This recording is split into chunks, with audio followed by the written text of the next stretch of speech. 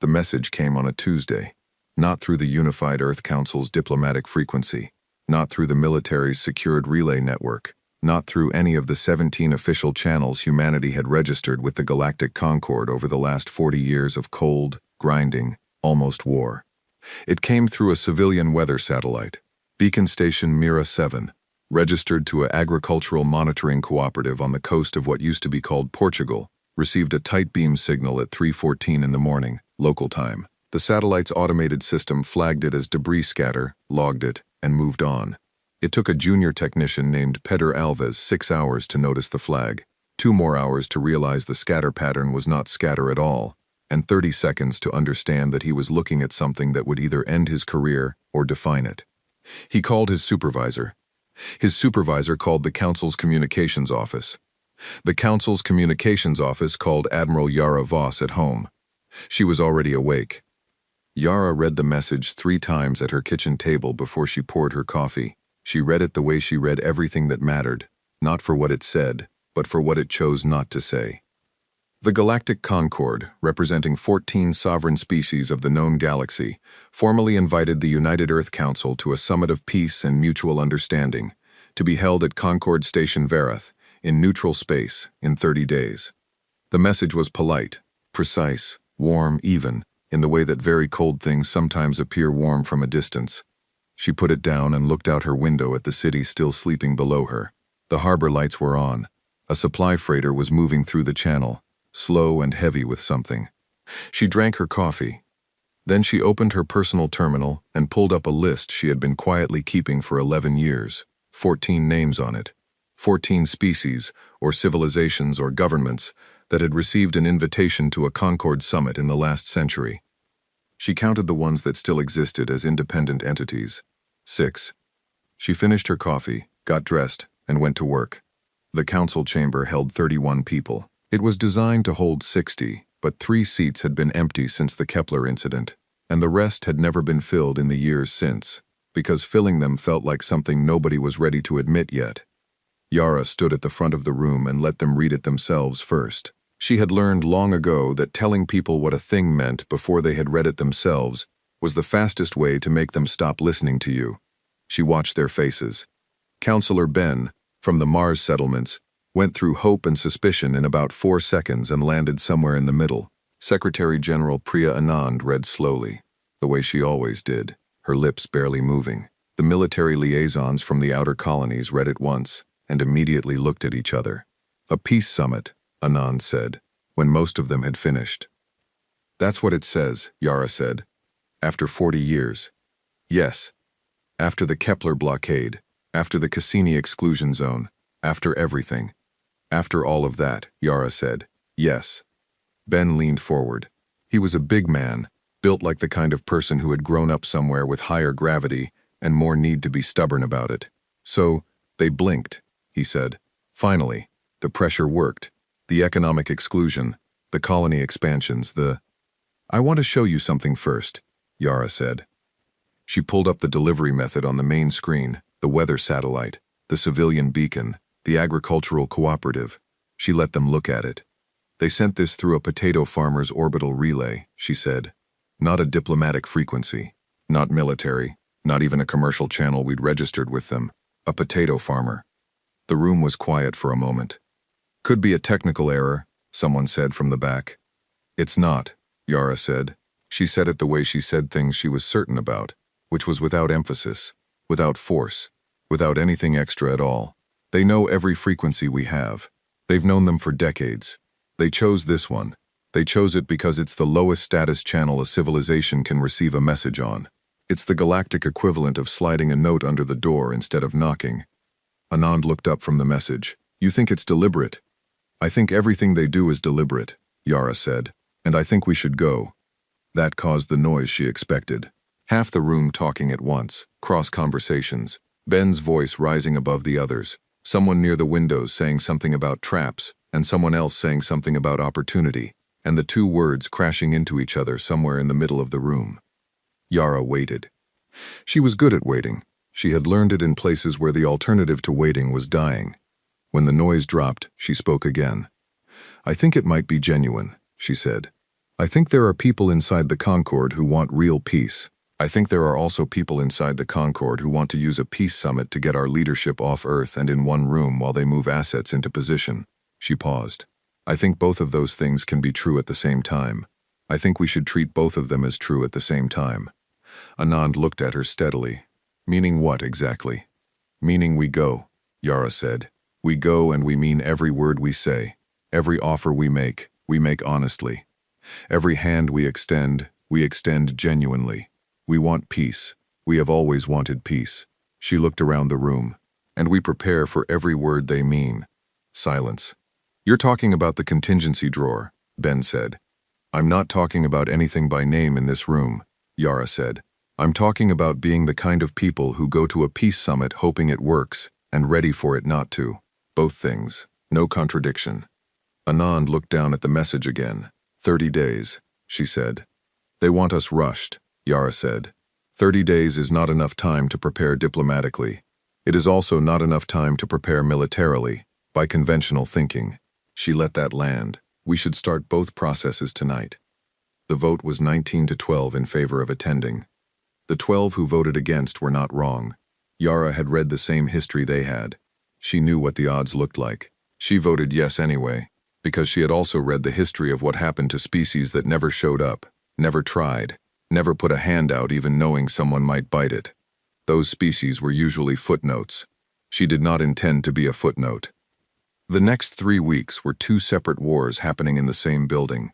The diplomatic team assembled in the Council's East Wing, Yara heading the delegation, Secretary Mara Holt as lead treaty analyst, 4 specialist advisors covering economics, biology, territorial law, and translation. They worked 18-hour days. They read every record of every previous Concord summit. They mapped the Concord's internal factions, identified which species wanted what, built profiles on the known negotiators they'd likely face across the table. Mara was the one who found the legal trap on day 4. She had been reading through the Concord's Charter for Associated Civilizations, a document that was publicly available and publicly boring, which was why it was publicly available, when she found a clause in subsection 7, Article 19, paragraph 3, that defined summit participants as existing under Concord procedural law for the duration of their attendance. She read it twice. She read it a third time with a cup of cold tea going cold in her hand. Then she found 6 other clauses that connected to it, chained together across 3 different documents, that together meant the following. Any civilization that attended a Concord summit and signed any document, including the agenda, including the welcome itinerary, was legally classified under Concord Charter as a provisional associated state for the duration of negotiations, which meant that anything they agreed to at the table was binding under Concord law, which meant the terms they'd be offered wouldn't be an offer, they'd be a reclassification. Mara brought it to Yara at 11 at night. She set a single printed page on the desk, sat down in the chair across from it, and said, "I found something." Yara read it. She did not say anything for a long time. "How long did it take you to find this?" she asked. 6 hours, Mara said, buried in 3 separate documents, each one referencing the others in footnotes. How long would it take someone who wasn't looking for it? Never, Mara said. If you're not looking for it, you don't find it. You sign the agenda, you sit down, and 6 weeks later, you're a protectorate. Yara looked at the page. They've done this before. 3 times, Mara said. That I can confirm. Probably more. Yara set the page down. Fix it, she said. Build us a counter framework. Something we bring to the table on day 1 before any documents are signed. Make it look like a procedural preference, not a counter move. Mara nodded. She picked up the page and walked out, already thinking, In the West Wing, which had no windows and a different security clearance, Commander Ren Sol ran the other war. Yara never visited the West Wing during those 3 weeks. She did not need to.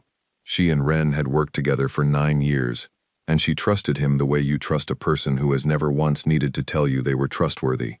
What she knew, he was moving pieces. Slowly, quietly. Nothing that looked like a fleet mobilization, because a fleet mobilization would be noticed, and being noticed was the thing they could not afford. Small ships, civilian registered, freight corridors, repositioning under cover of ordinary commerce. What she did not know, and did not ask, exactly where those pieces would end up. That was the deal they had made with each other and with themselves. She carried the hope, he carried the contingency. Neither one contaminated the other. She needed to be able to sit across from alien diplomats and mean it when she said she wanted peace. She needed that to be true. It was true. It was also true that Ren's ships were moving. On day 28, Yara packed a single bag. She had done this before, traveled light for things that might go long, brought only what she could carry if running became necessary. She packed 2 dress uniforms, 3 sets of civilian clothes, a translation tablet, a small photograph of her sister's children, and a book she had been trying to finish for 3 years, and suspected she never would. She stood in her apartment for a moment before she left. It was a good apartment. View of the harbor. Not much furniture because she was never there long enough to miss it. She looked at the harbor lights one more time. Then she picked up her bag and went down to the transport. The shuttle lifted at 0600. Yara sat in the forward section with the diplomatic team. Mara had documents spread across 3 seats. The specialist advisors were talking quietly. Outside the viewport, the city fell away. Then the coastline. Then the curve of the planet itself. Yara watched Earth get smaller. She had done this before, left it behind, gone out into the dark toward something that might kill her, or her people, or both. She had done it at Kepler. She had done it at the Cassini line. She had done it in a dozen places that did not have famous names, that had only coordinates and casualty counts. She always watched the planet get smaller. She had never been able to stop herself. The blue arc of it, the white cloud spiral over what used to be the Pacific, the absolute ordinary beauty of a thing just existing, not knowing it was being watched, not performing anything for anyone. She watched it until it was a marble. She watched it until it was a star. She watched it until it was nothing she could distinguish from any other light.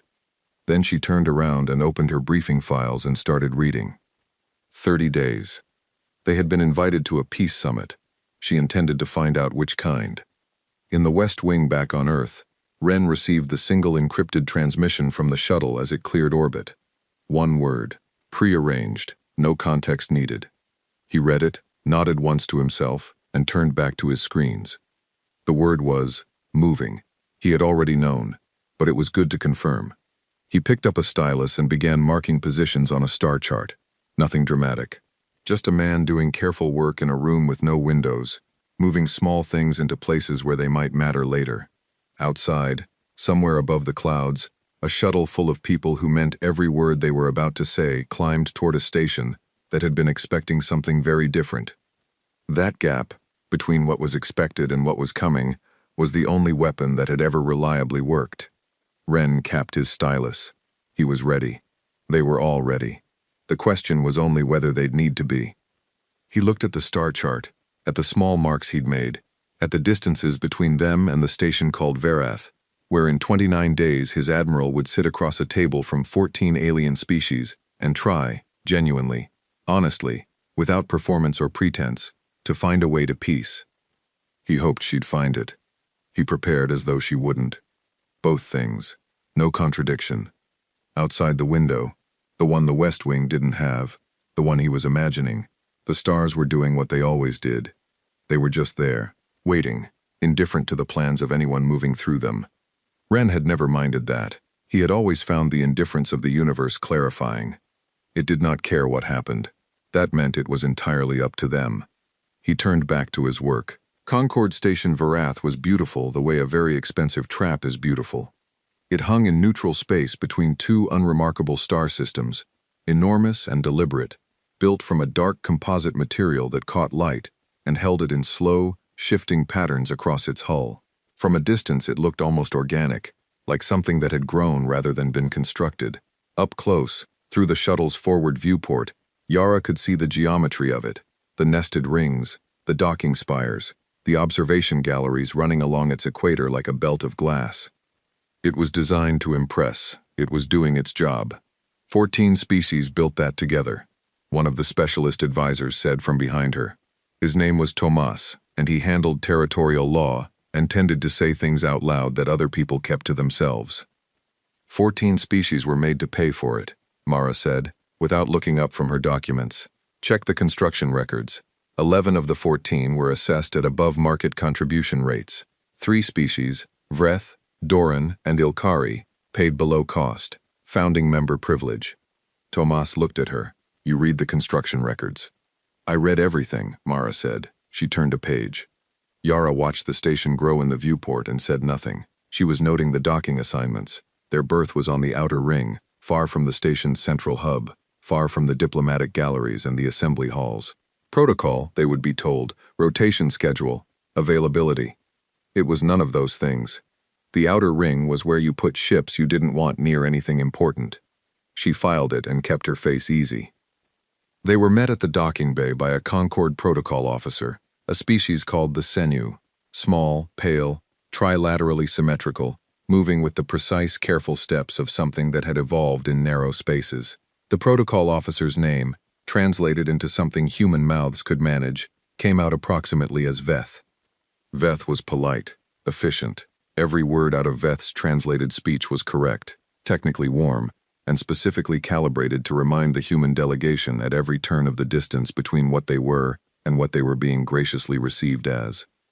Welcome to Verath Station, Veth said. The Concord is honored by your attendance. Attendance, not presence, not participation. Attendance, like they had shown up to watch something happen, rather than take part in it. Yara smiled. We're glad to be here. She meant it. The human delegation's quarters were in a section of the station that had been specifically prepared for them. This was presented as consideration. The atmospheric composition adjusted, the gravity tuned to Earth standard. The lighting spectrum shifted toward the wavelengths human eyes preferred. What it actually meant was that they were in a sealed section with its own environmental system, separate from the rest of the station's circulation. A bubble, a controlled environment that happened to double as a convenient containment unit if anyone needed it to. Yara walked through it once, slowly, noting exits, noting the locations of the environmental control panels, noting the way the corridor curved, and what that implied about what was on the other side of the wall. She unpacked her single bag. She hung the 2 dress uniforms. She put the photograph of her sister's children on the small table by the bed. She looked at it for a moment. Then she went to find out what dinner was going to be. The first dinner was a thing of considerable ambition and specific cruelty. 14 species, or their representatives, arranged around a table that was shaped in a way that didn't quite translate to any human geometric tradition. Not round, not rectangular, but something with 17 sides that kept making Yara's eye want to correct it. The seating arrangement had been determined by the Concord's protocol office, which meant it had been determined by the 3 founding member species who ran the protocol office, which meant it had been determined by people who understood exactly what a seating arrangement communicated. The human delegation sat at the table's narrowest point, the section that had the fewest seats, the smallest surface area, the lighting that didn't quite reach properly from the overhead fixtures. Not darkness, just slightly less light than everywhere else. Tomas noticed immediately, and looked like he was going to say something. Yara put her hand briefly on his arm, just briefly. He closed his mouth. She sat down at her assigned seat, looked at the food that was placed in front of her, something pale and structured in a way that suggested it had been alive recently and was ambivalent about the transition, and ate it. It tasted like salt and something floral and something else she had no word for. This is excellent, she said, to the Doran representative sitting nearest to her. The Doran were large, covered in a fine gray-brown down, with eyes that moved independently of each other, and a mouth that opened horizontally. The representative's name translated as something like Sur. Sur looked at her with one eye, independently of the other. You find it palatable? Very much so, Yara said. What's the preparation? The floral note, is that an herb or is it in the base protein? Sur was quiet for a moment. Then, with what Yara had learned to read as Doran's surprise, said, it is in the protein. The organism is fed on a flowering plant during the final growth stage. Very few non-Doran find it appealing. I'll want to know the name before I leave, Yara said. I want to see if we can source it. She was not performing. She was genuinely curious. That was the thing about Yara, that people expecting a military hard case always got wrong. She was curious about everything. Alien food, alien architecture, alien legal structures, alien motivations. You could not negotiate with things you did not find interesting. Sur's other eye came around to look at her. I will have the name sent to your quarters, Sur said. Thank you, Yara said. Ambassador Dale Oru arrived late. This too was not an accident. Dale Oru was Ilkari, one of the 3 founding species. Insectoid in the broad human sense of the word, though the Ilkari would have found the comparison reductive and probably offensive. Tall, dark carapace, moving with a particular fluid stillness that suggested all motion was a choice rather than a necessity. Compound eyes that caught the room's light and held it in fractured pieces. Brilliant. The files on him went back 30 years. He had brokered 4 of the Concord's last 7 major agreements, had ended 2 wars before they properly started, and had reportedly reduced a Vreth military council to stunned silence once by reciting, from memory, the exact casualty figures from a conflict they had started and officially never acknowledged. He was also, the files noted, given to a particular brand of dismissiveness toward species he had categorized as unsophisticated. He had categorized humanity as unsophisticated in a recorded address to the Ilkari Science Council 11 years ago. He had not updated that assessment in the public record since. Yara watched him enter the room. He moved to his seat, the position at the table's widest point, the best lit section, the seat that was slightly elevated because the floor there had been very subtly, very intentionally raised, and sat down with the smooth economy of something that knew exactly where it was in any given hierarchy. His compound eyes moved across the room in a sweep that took approximately 2 seconds and covered everything. They landed on Yara. She was already looking at him, already had a small, neutral smile on her face, already looked like someone who was glad to be here and meant it. He looked away first. She filed that too. Over the next 2 days, the small humiliations continued at a steady, professional pace. The human delegation was scheduled last for every speaking slot, which meant by the time Yara spoke, the room had been talking for hours, and half the representatives were in whatever state their biology defaulted to when attention flagged. The translation system assigned to the human section had a half-second delay that the other sections didn't, noticeable only if you were counting, and Yara was always counting. Mealtimes were announced to all delegations simultaneously, but the human quarters were the farthest from the dining hall, which meant arriving slightly late and finding the best seats already taken, always slightly, never enough to formally complain about. Tomas, by day 2, was vibrating at a frequency Yara could feel from across the room. "It's deliberate," he said, in their quarters that evening, door sealed. "Every single one of these things is deliberate." "Yes," Yara said. "We should say something." "We will," Yara said, "when it costs them something to hear it." She poured him a cup of the coffee they'd brought from Earth. Real coffee, not whatever the station's dispensers produced. And he took it, and sat down and breathed. "You're not angry," he said. Not quite an accusation, more like confusion. "I'm very angry," Yara said. "I'm just not spending it yet." Mara spent the first 2 days appearing to do very little. This was a skill she had developed over 20 years of treaty work, the ability to look like a person who was organizing papers and checking fonts while actually conducting a systematic survey of every structural detail, access point, maintenance corridor, and environmental control system in a given facility. She walked the halls. She smiled at protocol officers. She photographed nothing with anything that looked like a camera. The lenses were in her glasses. She had worn glasses since she was 9 years old. Nobody ever looked at the glasses. By end of day 2, she had a complete map of the human delegation's section, the 2 corridors adjacent to it, the location of the nearest emergency environmental override, and 3 maintenance hatches that opened onto a service corridor running along the station's inner ring. She added this to her document files under a folder labeled Font Reference Archive and went to bed. On the morning of day 3, before formal sessions began, Veth, the protocol officer, arrived at the human quarters with a data tablet and a carefully constructed smile. "A preliminary document," Veth said. "Standard summit procedure, an agenda confirmation, and logistical outline for the formal negotiation sessions." Mara was standing at the back of the room. She did not move toward the tablet. She watched Yara take it, and she watched Yara's face do nothing at all, and she knew what was on it before Yara handed it back to her. The agenda document. The thing that, if signed, would quietly reclassify humanity as a provisional associated state under Concord procedural law before a single negotiation had begun. Mara took the tablet. She looked at it for exactly as long as it would take someone to read an agenda, and no longer. "We'll need a small adjustment to the session timing in item 4, she said, "and I have a formatting preference for the header block on multilateral documents that I should send over. Could I have the editable version?"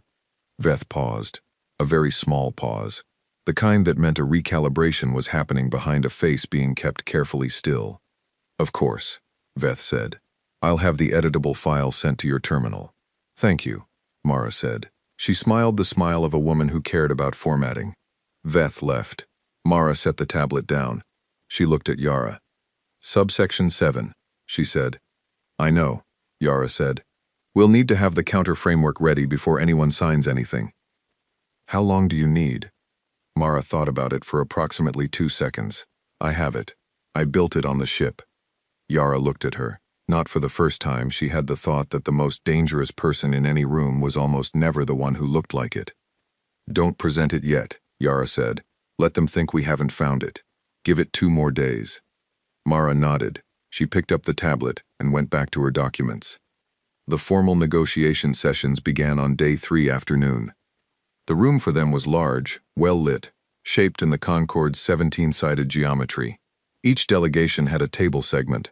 Translators ran simultaneously through earpieces. The air was set to a temperature that was comfortable for the majority of species present, and slightly cool for humans, which was probably not an accident. Dale Oru opened the session. His translated voice was precise and measured, with a quality Yara's ear kept wanting to call musical. He outlined the Concord's vision for a new era of galactic cooperation. He used words like stability, and mutual benefit, and shared futures. He was good. He was very good. When it was humanity's turn to speak, Yara stood up. She did not have notes. "Thank you," she said. "We came here because we want peace. Not the kind of peace that is really one side accepting the other side's terms, but actual peace. The kind that's still standing in 50 years because it was built on something true." She paused. "We're ready to work hard for that. We think you are too. Let's find out."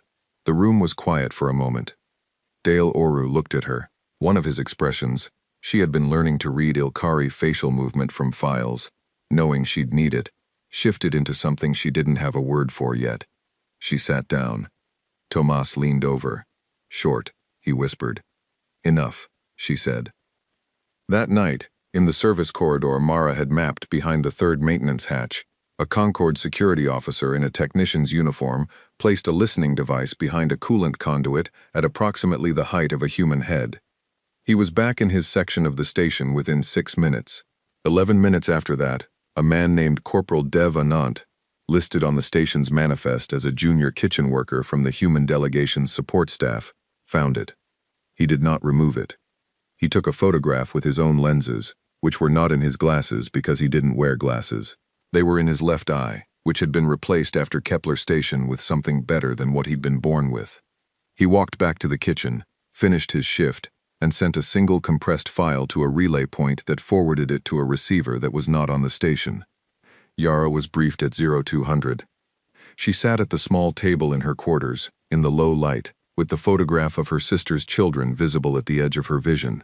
She read the file. She looked at the photograph of the device, its placement, its angle, aimed exactly at where conversations would happen in the corridor that connected the human quarters to the main passage. She thought for a while.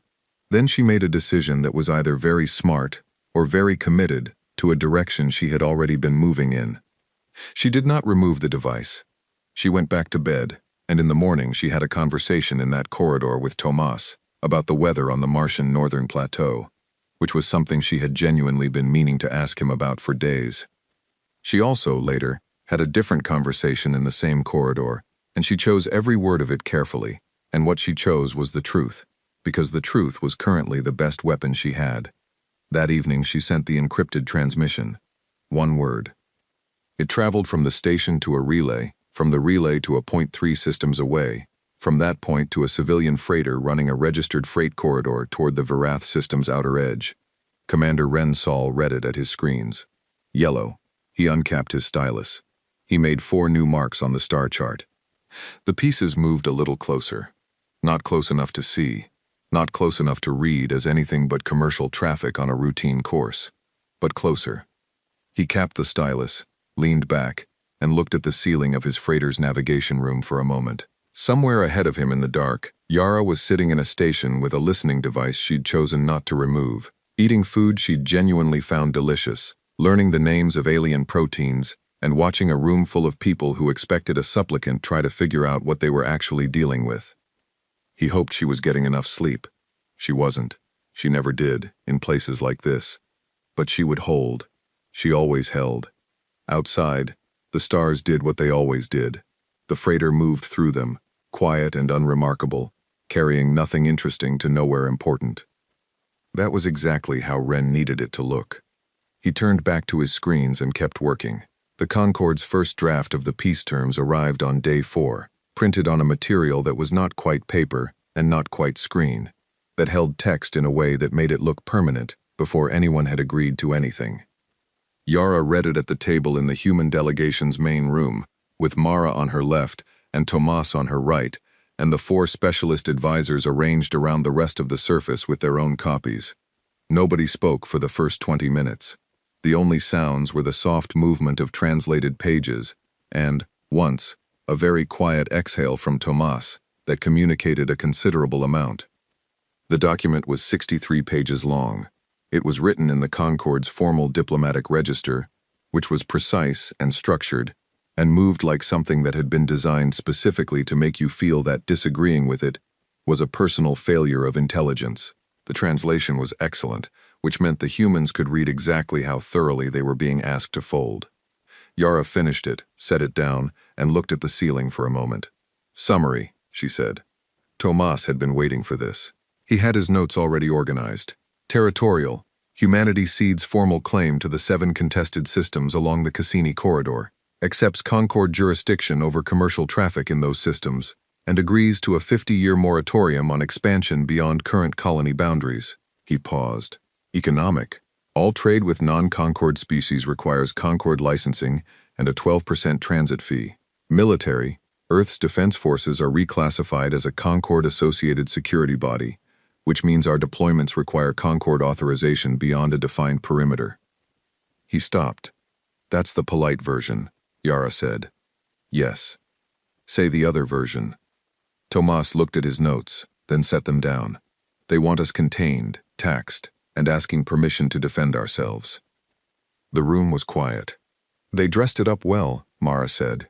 She had her copy open to a specific page. The language in Section 8 is actually quite elegant. If you read it fast, the military reclassification sounds like a mutual defense arrangement. It's only when you cross-reference it with the perimeter definition in Appendix C that you realize the perimeter is drawn around Earth and its 3 nearest colonies. Everything else is outside it. So if a colony beyond that perimeter is attacked, one of the specialists said. "We would need Concorde authorization to respond," Mara said, "which would need to be voted on by the full council, which includes the species most likely to be doing the attacking." The specialist sat back. "Right," he said. Yara stood up. She walked to the viewport. The human quarters had one, small, looking out at the station's outer ring and the dark beyond it. She looked at the dark for a moment. "How much of this is real positioning, and how much is an opening bid?" she asked. "The territorial terms are an opening bid," Tomas said. "The military reclassification is not." "Agreed," Yara said. She turned around. "That's the one they actually want. That's the door they're trying to walk us through." She looked at Mara. "The agenda document, the provisional state language, the military perimeter. They all connect." "Yes," Mara said.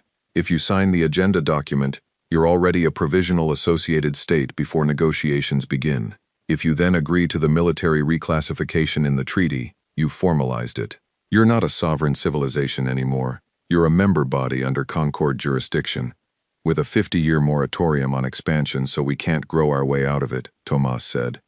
"And a transit tax so we can't fund our way out of it," one of the specialists added. The room was very quiet again. Yara looked at them. She looked at the faces around the table, tired, focused, not broken. None of them broken. "Here's what's also true," she said. "The territorial terms have movement in them. The trade structure has workable alternatives if you strip out the transit fee and replace it with a flat-rate commercial agreement. There are 3 species on that council who would benefit from open trade with humanity More than they'd benefit from the tax revenue. She paused. There are people in that room who want a real agreement. Not all of them, but some. How do you know? Tomas asked. Because if they only wanted to trap us, they didn't need to invite us here, she said. They could have moved on the colonies while we were negotiating and presented us with a fait accompli. They haven't done that. She thought about the fleet data Ren was watching. As of this morning, no unusual Concord military movements. That means something. She sat back down. We counter, she said. Everything, honestly. The territorial terms we can move on. Propose a joint administration framework for the Cassini systems. Shared jurisdiction. Commercial access for both sides. The trade structure we rebuild from the ground up. The military clause we reject entirely and replace with a mutual non-aggression framework that doesn't require anyone's permission to defend their own people. She looked around the table. We mean every word of it. This is not a stall. This is not maneuvering. We present these as what we actually want, because they are what we actually want. She paused. And Mara presents the counter framework for the agenda document first, before anything else gets signed. Mara nodded. She already had it ready. She had had it ready for 3 days. The counter-proposal session happened on day 5. Dale Oru sat across the table, still and composed, and read the human counter-proposal in the same silence that Yara had read the Concord's draft. She watched him read it. She watched the small adjustments in his posture that the files had taught her to associate with surprise, a slight shift in the angle of his carapace, a fractional change in the way his forearms rested on the table. He had not expected them to have read it this carefully.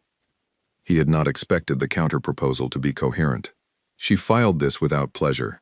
It was not a victory. It was information. Mara presented the agenda document counter-framework first, as planned. She did it with the energy of a person making a minor administrative correction, a quiet, almost apologetic description of a procedural preference for a different document header that happened, as a side effect, to route the entire summit outside of Concord provisional state jurisdiction and establish it instead under a mutually agreed neutral framework. She smiled pleasantly through all of it.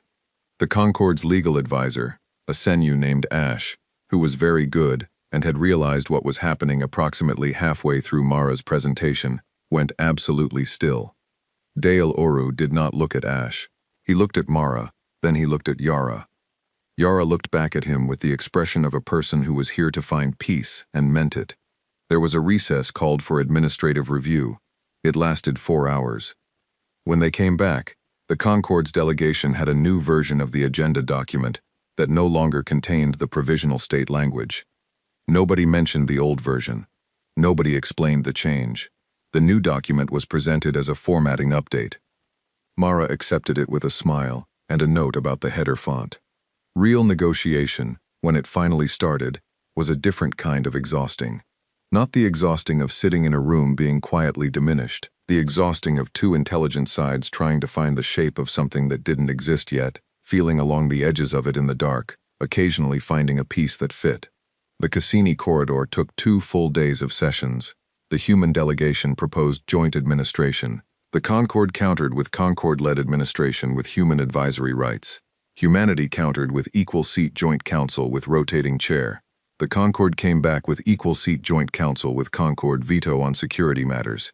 Humanity countered with mutual veto, neither side able to unilaterally authorize military action in the corridor. At the end of day 6 they had something, not perfect, not what either side had started with, something that 2 sides could both explain to their people without lying about what they'd gotten. Tomas thought it was better than he'd expected. Yara thought it was real. That mattered more to her than better. The trade framework took 1 day. Mara and Ash, the Concord's legal advisor, negotiated most of it directly, sitting at a side table while the main session continued around them. They were an interesting pair. Mara, with her documents spread everywhere, speaking in the precise, friendly tones of someone who had been doing this for 20 years, and Ash, who was quiet and fast, and had stopped underestimating Mara approximately 3 hours into their first exchange. By end of day 6, they had stripped out the transit fee and replaced it with a flat commercial access agreement that gave humanity open trade rights with all 14 Concord species and gave the Concord reciprocal access to human commercial networks. 3 Concord species, the ones Yara had identified as trade-motivated, voted yes on the framework before the session formally closed. That was 2 of humanity's 4 core demands. Real ones, solid ones, the kind that would still be standing in 50 years. Yara, walking back to the human quarters that evening, felt something that was not quite relief and not quite satisfaction, but lived in the same neighborhood. A thing you could only feel if you had genuinely wanted something, and genuinely worked for it, and genuinely gotten some of it. She let herself feel it for the length of the corridor. Then she went inside, and Mara was waiting at the table with a look on her face that brought Yara back to the present with a sharpness that felt like a step onto cold ground. "The listening device," Mara said. "What about it?"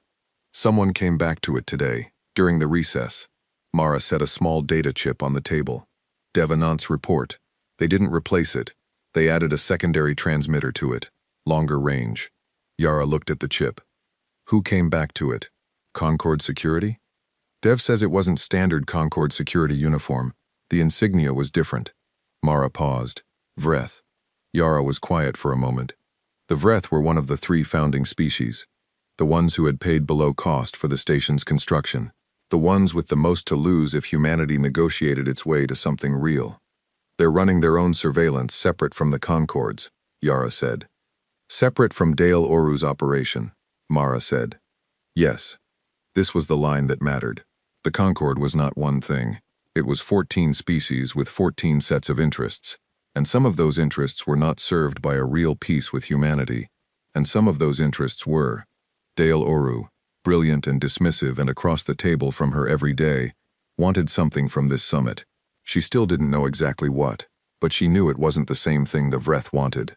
"Don't touch it," Yara said. "Still? Still," she thought. "Start having certain conversations near it. Specific ones. I want the Vreth to know things." "What things?" Yara told her. Mara listened. When Yara finished, she sat with it for a moment, then said, "That's either very good, or we've committed to a direction we can't walk back from." "Yes," Yara said. "Okay," Mara said. She picked up her documents. "I'll want the wording to sound natural." "It will be natural," Yara said. "It'll be true." She sent the transmission that night. One word, the ladder going up another step. Orange. Ren received it on the freighter. He read it, set down his coffee, and pulled up the star chart. He looked at the marks he'd made over the last 6 days. He made new ones, and the new ones were closer to Varath Station than the old ones had been, and they were positioned in a way that any Concord sensor sweep running a standard military scan would not find interesting. A commercial freighter here, a registered mining survey vessel there, a passenger transport on a filed route that happened to pass through a particular corridor at a particular time. Pieces. He capped the stylus. He thought about the word orange. Yellow had been, "We're here, it's what we expected, we're steady." Orange was different. Orange was, "Something has shifted, the temperature is up, stay close." He stayed close. Outside, the stars held their positions, indifferent as always. The freighter moved through them on its registered route, a piece of commercial traffic going somewhere unremarkable. Ren looked at the chart for a long time. Then he picked up his coffee, found it had gone cold, and drank it anyway. He had slept 4 hours in the last 2 days. He would sleep when it was over. Until then, there was the chart, and the pieces on it, and the one person he was responsible for bringing home, who was 3 systems away, in a station full of people who were running 2 different games, and thought they were running one. He made one more mark on the chart. Then another. The pieces moved. Nobody, looking at any one of them, would see anything worth looking at. That was the point. That had always been the point. He set down his cup and went back to work. The sensor report came in at 0847 during the morning session's 2nd hour. Yara was mid-sentence when her earpiece gave the single low tone that meant Ren had pushed something to her personal channel. She finished the sentence. She made a note on her document. She waited for a natural pause in the session. Dale Oru was responding to Tomas on the mutual non-aggression clause, a point of genuine contention they had been working through for 2 days, and she looked down at her wrist terminal under the table. 11 words, no preamble. 3 Vreth cruiser-class vessels. Varath system outer boundary. Filed as routine patrol. She read it twice. She looked up. Dale Oru was still speaking. His translated voice moved through the room in its precise, measured way. The other delegations were listening with varying degrees of attention. The Senu protocol officers stood at their stations along the wall. The lighting was the same as it had been every morning. The air was the same temperature it had been every morning, slightly cooler than humans preferred. Everything looked exactly the same as it had yesterday. Yara set her wrist terminal face down on the table.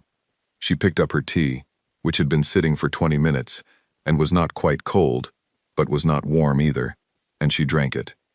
She thought about 11 Vreth-submitted civilizations, 6 of which still existed as independent entities. She thought about Mara's font reference archive, and Dev Anant's replaced I, and the 3:14 a.m. signal on a Portuguese weather satellite, and the photograph of her sister's children on the table by her bed.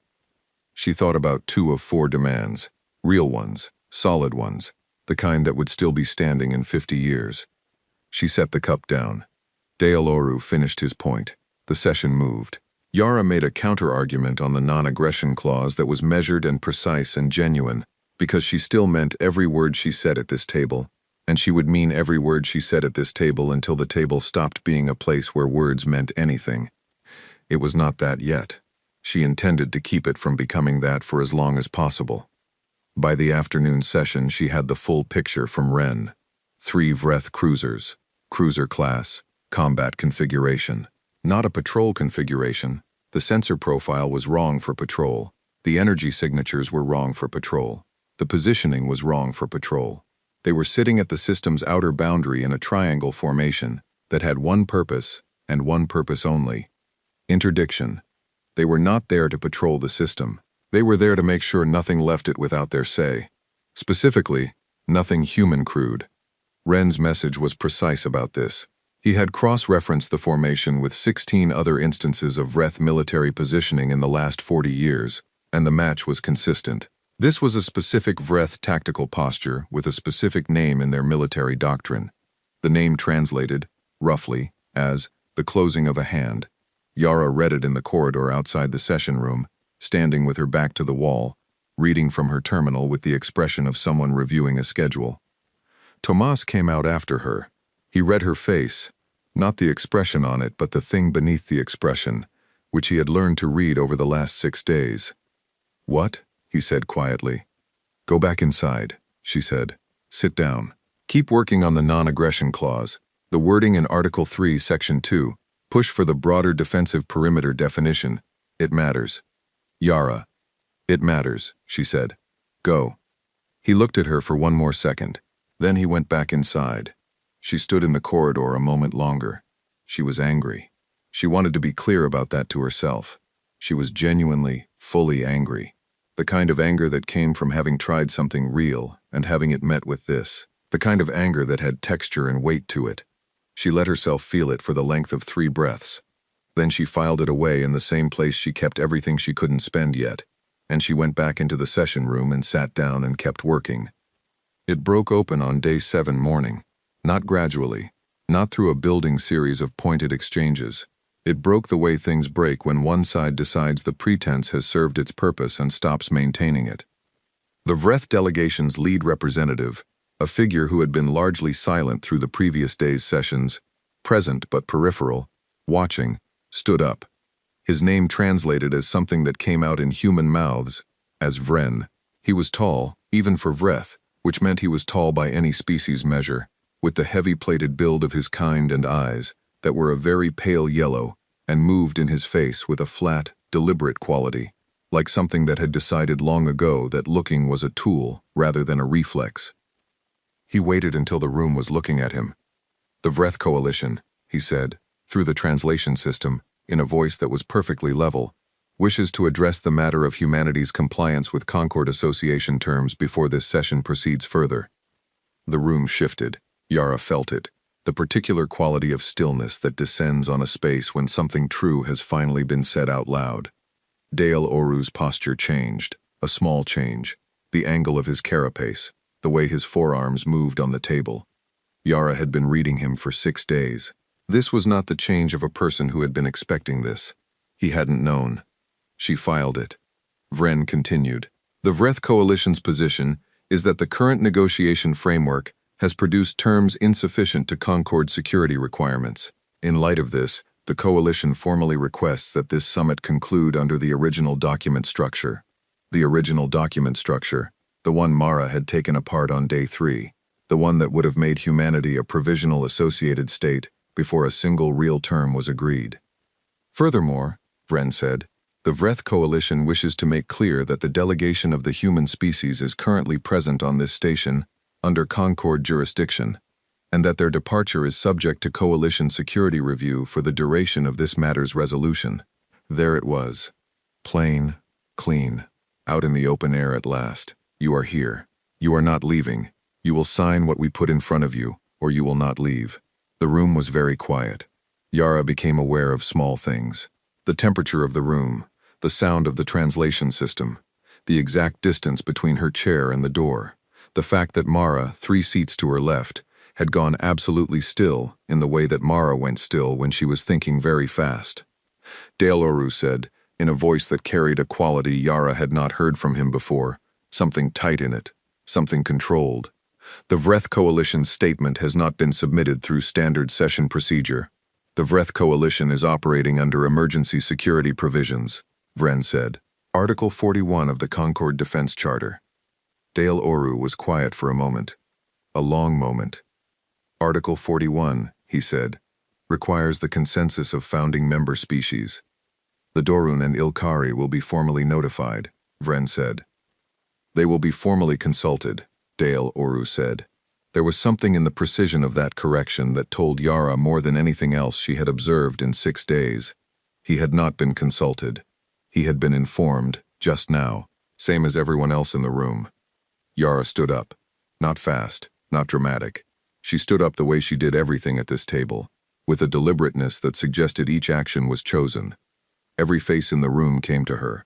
14 species, dozens of representatives, Vren with his flat yellow eyes, and Dale Oru with his fractured light compound gaze, and Veth, the protocol officer, rigid at the wall, and Mara 3 seats away, not moving. I want to show you something, Yara said. Her voice was level, not performing level, actually level. She reached into her document case and took out a single data slate.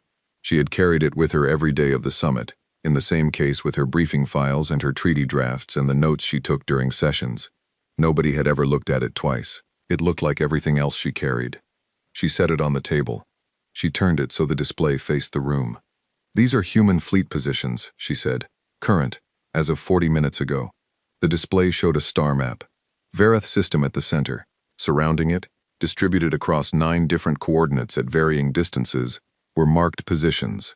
Ships, not the 3 Vreth cruisers at the outer boundary, which were also marked, on a separate overlay, labeled clearly in both human and translated Concord notation, but human ships. Civilian registered. Filed routes, ordinary traffic. Except that ordinary traffic, when you looked at the pattern of it, was not random.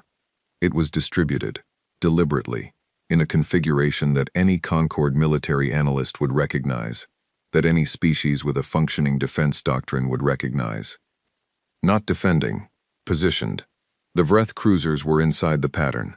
The Vreth home systems, 3 of them, marked in the standard notation anyone in the room could read, were not inside the pattern.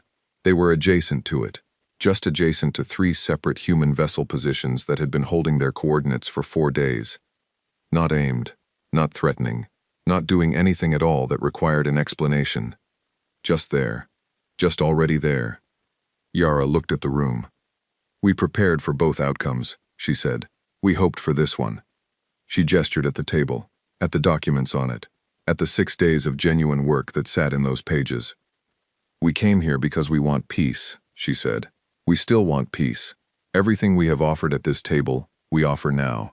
Every word we have said, we mean. She paused. We also want to go home, and we will go home.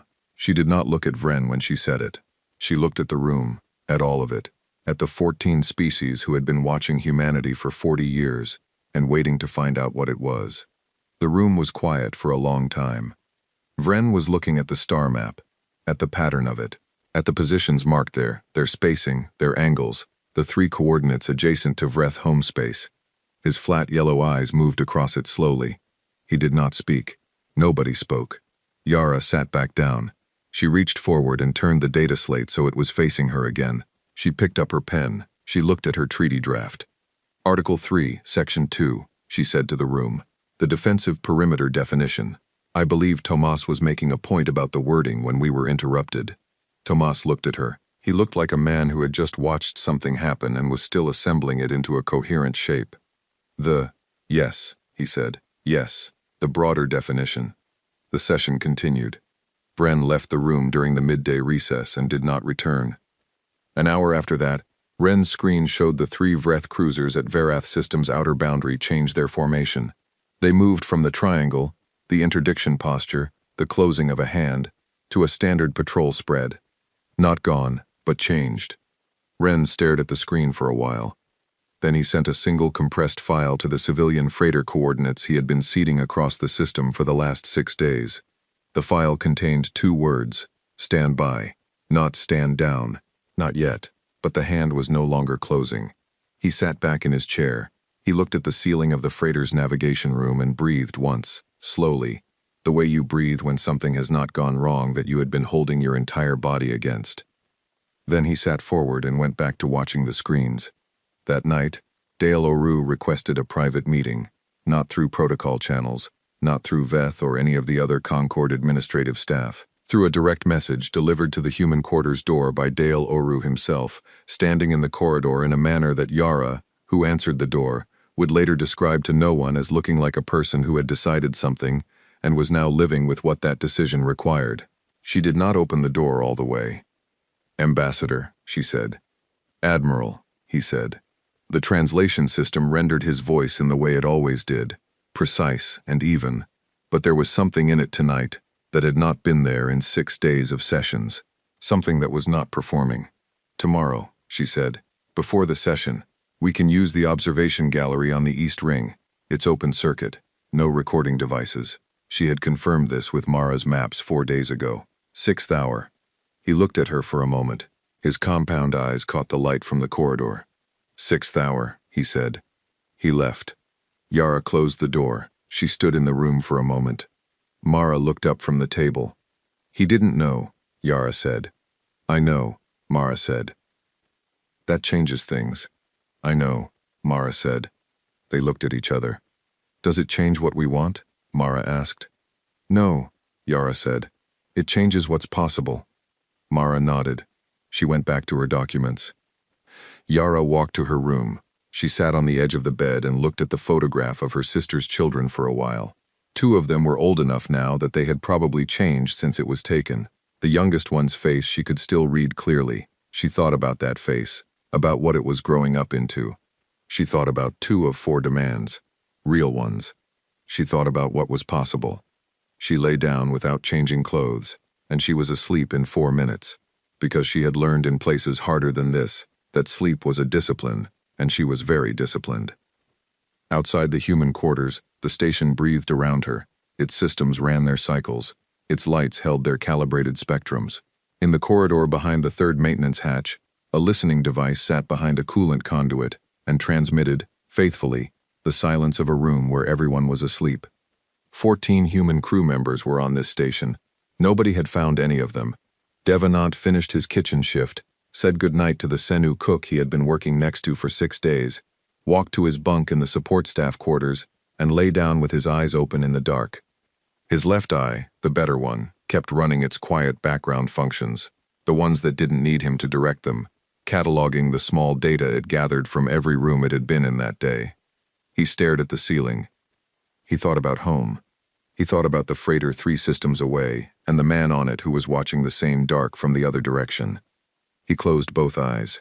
He slept. Tomorrow was going to matter. He wanted to be rested for it. The observation gallery on the East Ring had no chairs. It was built for standing, for looking out at the dark through a curved band of transparent composite that ran the full length of the gallery like an unbroken eye. The stars outside were dense here, denser than they looked from Earth, because there was nothing between them and the viewport. No atmosphere, no city light, no anything. Just the dark and everything burning in it. Yara arrived first. She stood at the viewport and looked out and waited. She heard Dale Oru before she saw him. Not his footsteps, Ilkari moved quietly enough that footsteps were more suggestion than sound, but the slight change in the gallery's air circulation that happened when the door opened and closed. He came to stand beside her, not close, a respectful distance, which meant something different for Ilkari than it did for humans, but landed close enough that she understood it. They looked at the stars for a moment. "I did not know about the cruisers," he said. "I know," she said. A pause. Outside, something very far away was either dying or being born, a brightness at the edge of visibility that could have been either, that she had no way to tell from here. "How long had you been moving ships?" he asked. "We started the day we received the invitation," she said. He was quiet for a moment, the civilian frequency. "Yes." Another pause. "You understood what that meant." "We understood what it might mean," she said. "We hoped it meant something else." "And did it?"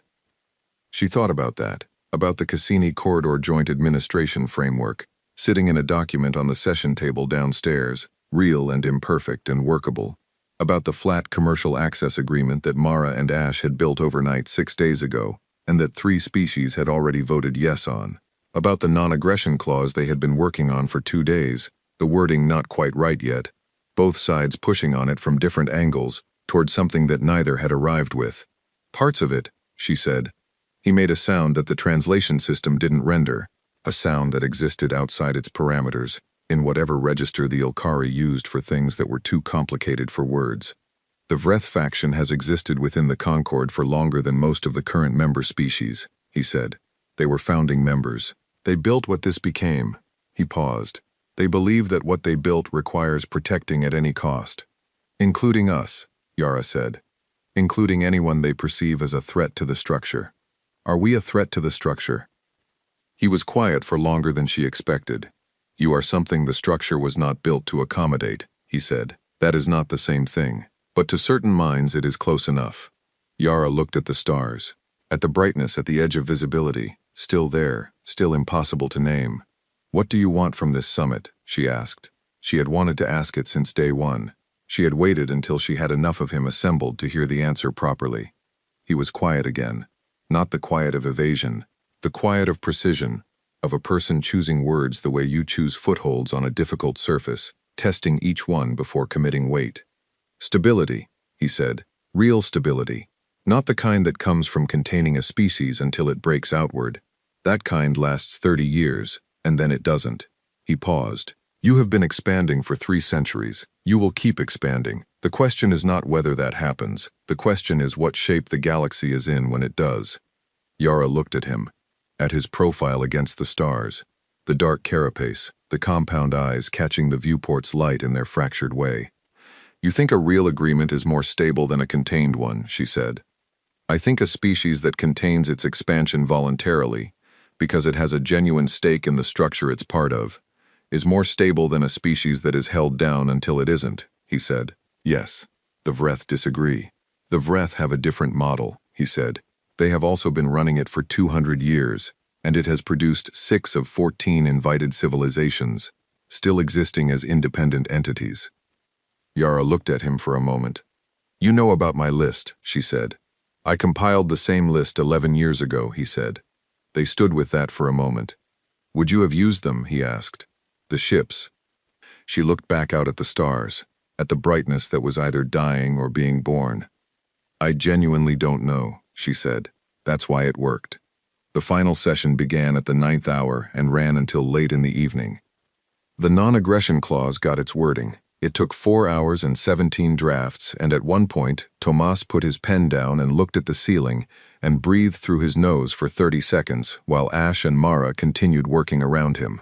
The final version was not what humanity had arrived with, and it was not what the Concord had arrived with, and it said something true that neither side had known how to say before they had spent 6 days sitting across from each other. No side would deploy military assets within the other's defined sovereign space without formal notification and a 72-hour response window. Exceptions for active defense of civilian targets, with specific parameters on what counted as active and what counted as defense. Tomas read the final version 3 times. "It's not perfect," he said. "No," Yara said. "It's real, though." "Yes," she said. "It is." He picked up his pen. The signing happened in the main session room, under the 17-sided geometry and the lights that had been slightly too cool for human comfort all week, which nobody adjusted, and which Yara had stopped noticing 3 days ago. 4 documents: the Cassini Corridor Joint Administration Framework, the Commercial Access Agreement, the Mutual Non-Aggression Clause, a 4th document that was shorter than the others, a single page, which established a permanent liaison office, Human and Concord jointly staffed, for ongoing diplomatic contact. The liaison office had been Dale Oru's addition, submitted the previous evening through proper session procedure. Yara had read it twice, and then signed the submission form and sent it back without comment, because some things did not need comment. Each lead representative signed in their species notation. Yara signed in a neat, economical hand that took about 2 seconds and contained nothing decorative. Dale Oru signed in the flowing Ilkari notation that looked like something between a diagram and a sentence. The Vreth delegation was present, Vren was not. Nobody mentioned Vren's absence. Nobody mentioned the 3 cruisers at the system boundary, which were still there, still in their patrol spread, still doing nothing in particular. Nobody mentioned a data slate or a star map or 14 human crew members that nobody had found. The documents were signed. The session closed. Veth, standing at the wall, made a notation on the official record. It was done. Mara went back to the human quarters, sat down at the table where she had spent most of the last week, and looked at her documents spread across its surface. Treaty drafts and counterproposals and legal frameworks and the font reference archive and notes in 3 different colors that she used as a system nobody else fully understood. She looked at it for a while. Then she started packing it into a case, slowly and methodically, each document in the right order, everything in its place. She found, at the bottom of one of the stacks, the first draft of the counter-framework she had built on the ship before they arrived. The one that had taken apart the provisional state language before anyone had signed anything. She looked at it. It was 8 pages, dense, precise, written in the early hours of a ship cabin while the rest of the delegation slept. She put it in the case with the others. She closed the case. She went to her bunk, lay down on top of the covers with her boots still on, and was asleep in less than 2 minutes. She dreamed about font sizes, not metaphorically. She dreamed about a specific heading font she had been arguing about internally for 3 days, whether the point size was right for the formality level of a multilateral treaty document. In the dream she changed it, and it was exactly right, and she felt the satisfaction of that completely. She slept for 16 hours. Wren got the transmission at 2200. Not a single word this time. A short file, compressed. When he opened it, it was a copy of the signed agreement, all 4 documents, in both human and Concord notation, with the official Concord seal and Yara's neat 2-second signature on each one. He read it. He read it again. Then he sent the 2-word message to the distributed positions across the system. Stand down, not stand by. Down. He watched the acknowledgments come back, one by one, from the civilian freighters and the survey vessels and the passenger transports holding their coordinates in the dark around Vareth system. Each one confirmed, filed its updated route, and began moving away on ordinary commercial courses toward ordinary destinations. Pieces returning to the board. It took 40 minutes for all of them to confirm. Wren sat in his navigation room and watched it happen, position by position, mark by mark coming off the star chart, until what remained was just the ordinary traffic of a system going about its business. He looked at the empty chart. He looked at it for a while. Then he closed it, stood up, and went to find something to eat that wasn't whatever had been in the cold coffee cup for the last 8 hours. 3 Concord species requested bilateral talks with Earth within the week.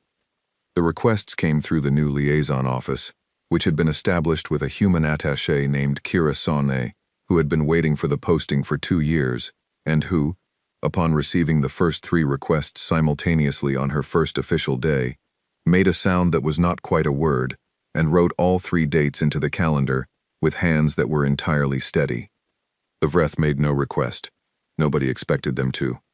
In the galactic news services, the ones that reached the human colonies, translated and filtered through 3 layers of Concord media infrastructure, the summit was described as humanity's diplomatic breakthrough, as a new era of galactic cooperation, as evidence of the Concord's commitment to an inclusive and stable galaxy. Yara read one of these reports on the shuttle home and put it down after 2 paragraphs. Tomas, across the aisle, looked at her. Inaccurate? Incomplete, she said. She looked out the viewport. Does it matter? She thought about it. For the colonies, no. For the people who need to believe we did something real, no. She paused. For the people in that room who know exactly what happened, the ones who'll be making the next decision when this one runs out, it matters that they have an accurate picture. Dale Oru has an accurate picture, Tomas said. Yes, she said, he does. The shuttle came out of its final transit at 0600, local Earth time, on a clear morning with a low cloud layer over the eastern coast that the forecast said would burn off by midday. The planet filled the viewport. Yara looked at it. Not the marble this time, not the star, not the point of light barely distinguishable from the other points of light. The whole thing, close enough now to see the cloud spiral over the ocean and the dark green mass of the continent below and the bright line where the atmosphere caught the sun. She looked at it. She had watched it get smaller on the way out, watched it until it was nothing she could distinguish from anything else. She had been doing that since Kepler, since the Cassini line, since every place she had gone out towards something that might kill her people. She could never stop herself watching. She had never let herself think about whether she'd watch it grow on the way back, because thinking about it was the wrong direction. Now she watched it grow. The cloud spiral, the dark green, the bright line. It grew the way things grew when you had been away from them, faster than you expected, and more than you remembered, and with a quality that had no name in any language she knew, that was not relief exactly, and not love exactly, but lived somewhere between them, and was both of them, and was also something else entirely. She watched it until the shuttle began its descent, and the viewport filled with the orange glow of atmospheric entry, and she couldn't see anything at all. She kept watching anyway. Wren's debrief was filed 11 days after the summit. It was classified at the highest level and would remain there for 25 years. It was a thorough document, 43 pages covering the contingency drawer from initial activation through final stand-down, including the positioning of every vessel, the timeline of every decision, the communications record from first transmission to last. On page 31, in a section covering personnel embedded on Verath Station, there was a line that noted 14 human crew members had maintained positions on the station for the duration of the summit under various cover roles. The next line noted that Concord Security had identified none of them. The line after that noted that this figure, 0 out of 14, was consistent with results from previous operations of similar type. Wren had written that last line in his usual flat, clinical style, the style he used for everything in a debrief, regardless of what the thing actually was. But he had looked at it for a long time before he moved on to page 32. 0 out of 14. He had not written what he thought about that, because a debrief was not the place for what he thought about things. A debrief was facts, sequence, outcome. The outcome was, they had gone in, they had meant it, they had been ready, and they had come home. All of them. That was the whole of it, really. Everything else was detail. Yara's official report to the Council ran to 60 pages and covered the summit in full. The diplomatic gains, the legal traps found and dismantled, the Vreth faction's move and the response, the final agreement and its terms. It was a good report, precise and honest and complete. The last paragraph was 3 sentences. The agreement reached at Verath Station is imperfect and workable and real. It was reached because we went in prepared to mean what we said, and ready for them not to. Both things were necessary. Neither one contaminated the other. She read it back once. Then she filed it and closed her terminal and sat for a moment in her office, which had the same view of the harbor it had always had, the same supply freighters moving through the channel slow and heavy with whatever they were carrying. She looked at the harbor. She thought about a brightness at the edge of visibility, a long way away, that she had not been able to name from where she stood, dying or being born. Both looked the same from far enough away. She thought about 6 of 14. She thought about the liaison office in its first week, with Kira Sane and her 3 simultaneous requests and her entirely steady hands. She thought about a man she had shared a room with for 30 seconds, in the last morning light before the shuttle left, who had looked like someone who had decided something and was living with what that decision required. She thought about both outcomes. Both things. No contradiction. Outside, a freighter moved through the harbor, slow and unhurried, carrying nothing interesting to nowhere important. She watched it until it was out of sight. Then she stood up, picked up her jacket, and went to find something to eat. She was very hungry. She had been hungry for days. She had been too busy to notice.